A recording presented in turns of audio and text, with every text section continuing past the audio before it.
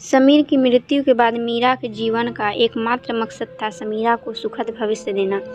लेकिन मीरा नहीं जानती थी कि समीरा भी अपनी माँ की खुशी को नए पंख देना चाहती थी। संध्या, समीर और मैंने परिवार के विरोध के बावजूद प्रेम विवाह किया था। एक दूसरे को पाकर हम बेहद खुश थे। समीर बैंक मैनेजर थे, बेहद हंसमुख एवं मिलनसार स्वभाव के थे। मेरे हर काम में दिलचस्पी तो लेते ही थे, हर संभव मदद भी करते थे। यहाँ तक कि मेरे कॉलेज संबंधी कामों में भी पूरी मदद करते थे। कई बार तो उनके उपयोगी टिप्स से मेरे लेक्चर में नई जान आ जाती थी। शादी के 4 वर्षों बाद मैंने प्यारी सी बिटिया को जन्म दिया। उसके नामकरण के लिए मैंने समीरा नाम सुझाया। समीर और मीरा की समीरा। समीर प्रफुल्लित होते हुए बोले, यार तुमने तो बहुत बढ़िया नामकरण कर दिया। जैसे यह हम दोनों का रूप है, उसी तरह इसके नाम में हम दोनों का नाम भी समाहित है। समीरा को प्यार से हम सोमू पुकारते। उसके जन्म के बाद मैंने दोनों परिवारों में मेल मिलाप होने की उम्मीद समाप्त हो गई। सोमू के पालन पोषण में हम दोनों पूरी तरह व्यस्त हो गए। सोमू बचपन से ही मधुर स्वभाव एवं कुशाग्र बुद्धि की थी। समीर गर्व से कहते, मीरा हमारी सोमू जरूर कुशल इंजीनियर बनेगी, बड़ी तेज बुद्धि की है। मैं कहती, क्यों नहीं, जरूर बनेगी, उसे थोड़ा बड़ा होने दीजिए। तब समझ में आ गया कि उसकी रुचि किस ओर है। समीर बोले, तुमने सही कहा, यह जो बनना चाहेगी हम उसमें उसको पूरा सहयोग देंगे। समीरा 9 वर्ष की हुई थी कि कार एक्सीडेंट में समीर की मृत्यु हो गई। मेरी तो मानो दुनिया ही उजड़ गई। उन्हीं से तो मेरी दुनिया गुलजार थी। नन्ही सोमू का रो रो कर बुरा हाल था। मम्मा, मैं पापा को नहीं जाने दूंगी। पापा को क्या हो गया, वे जरूर ठीक हो जाएंगे। मैं उसे अपने कलेजे से सटाए शांत करने का असफल प्रयास कर रही थी।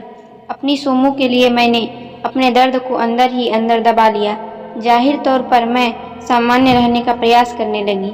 मैंने स्वयं से प्रण लिया कि मैं सोमू को उसके पापा की कमी महसूस नहीं होने दूंगी। आज समीर की बात याद करती हूँ, उन्होंने अपनी सोमू के लिए कितना सही कहा था।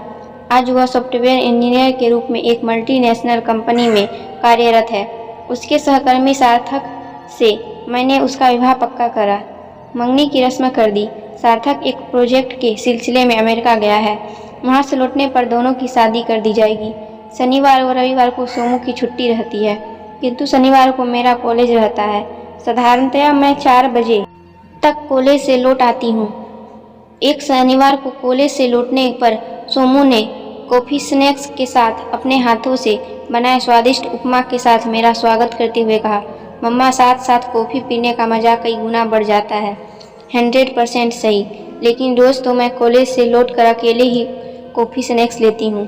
मम्मा, कल संडे है, हम सेंट्रल मॉल चलेंगे, वहाँ सभी चीज़ों पर सेल चल रही है। ठीक है बेटा, मुझे ज्वेलर के पास भी जाना है। तेरे तो सारे गहने तैयार हो गए हैं, बस सार्थक के लिए चेन और ब्रेसलेट लेना है। सेंट्रल मॉल में सोमू ने मेरे लिए कुछ ड्रेसेस और साड़ियाँ पसंद की हैं। मैंने देखा सभी ब्राइट कलर्स की थी। मैंने इनकार करते हुए कहा, बेटा इतने ब्राइट कलर्स मुझ पर बड़े अटपटे लगेंगे। ओह मम्मा, आप पहनती नहीं हैं, यदि आप पहनेंगी तो तब आदत हो जाएगी, फिर अटपटे नहीं लगेंगे। बेटा मेरी वार्डरोब तो कपड़ों से भरी पड़ी है, उसी में से तू अपनी पसंद के निकाल देना। जब घर में इतने कपड़े हैं ही तब और नए क्यों लेने। मम्मा, अब मॉल से खाली हाथ तो नहीं लौटेंगे, 1-2 ले लीजिए, उसने आग्रह करते हुए कहा। खाली हाथ भला क्यों लौटेंगे, अपनी सोमू के लिए जींस टॉप सूट्स वगैरह ले लेंगे। तो शादी के बाद भी साड़ी तो कभी कभी ही पहनेगी, उसने इतराते हुए कहा। मम्मा, अभी शादी में 4 महीने बाकी हैं, मैं तो कपड़े उसी समय लूँगी। अच्छा तो लगेज सेक्शन में चल, वह सब अभी ले लेती हूँ। मैं उसका हाथ पकड़कर ले चली। कई सालों से मेरी वार्डरोब बंद पड़ी थी, अपनी बिटिया की जिद के कारण खोलनी पड़ी। वह मेरे कपड़ों के कलेक्शन से खुश होकर बोली, वाह मम्मा, कितना बढ़िया कलेक्शन है आपके पास, और आप एकदम सादे व सिंपल ही पहनती हैं। हाँ बेटा, तेरे पापा को मेरे लिए कपड़े खरीदने का बेहद शौक था, किंतु उनके जाने के बाद मुझे ये सब पहनने का शौक नहीं रहा, सो सब रखे हुए हैं। नहीं मम्मा, अब आप वैसे ही रहेंगी जैसे पापा के सामने रहती थी। मम्मा, मुझे आपकी और पापा की कई प्यार भरी झूले याद हैं। उस दिन आप पापा की पसंद की ड्रेस, हेयर स्टाइल, ज्वेलरी पहनकर तैयार हुई थी। पापा दिल पर हाथ रखकर धम से सोफे पर बैठ गए थे। अब दौड़कर पापा के पास आकर पूछने लगी थी, क्या हुआ समीर, आप ठीक तो हो? पापा ने कहा था, यार दिल इतना तेज धड़क रहा है कि उसे हाथों से थामना पड़ रहा है। मुझे उनकी बात पर हंसी आ गई थी।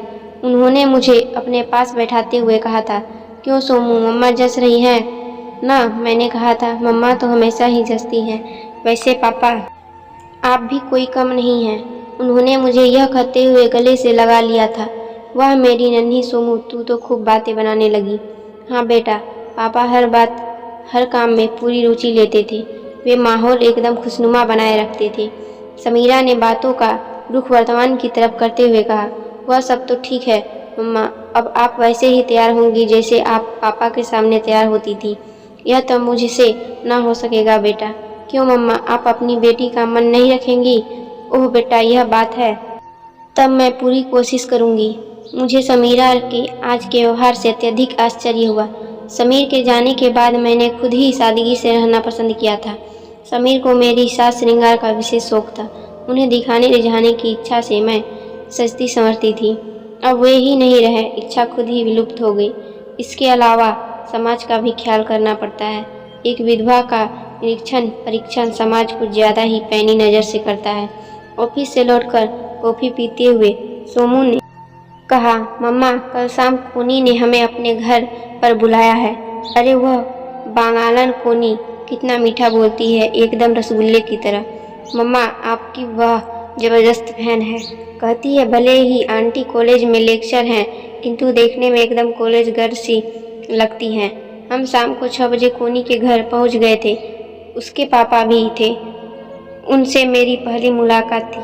कोनी ने अपने पापा से आग्रह करते हुए कहा, पापा मुझे और समीरा को थोड़ी ऑफिस का काम है, प्लीज आप आंटी को घर एवं अपना टेरेस गार्डन दिखा दीजिए। घर दिखाते हुए कोनी के पापा ने कहा, मेरी बेटी आपकी बहुत बड़ी फैन है। वह आपके हाथों के खाने से लेकर आपके सारे तौर तरीके की बहुत प्रशंसा करती है। आपकी सुंदरता की प्रशंसा करते हुए तो वह कवयित्री ही बन जाती है। आगे की पार्ट देखने के लिए चैनल को सब्सक्राइब करना ना भूलें।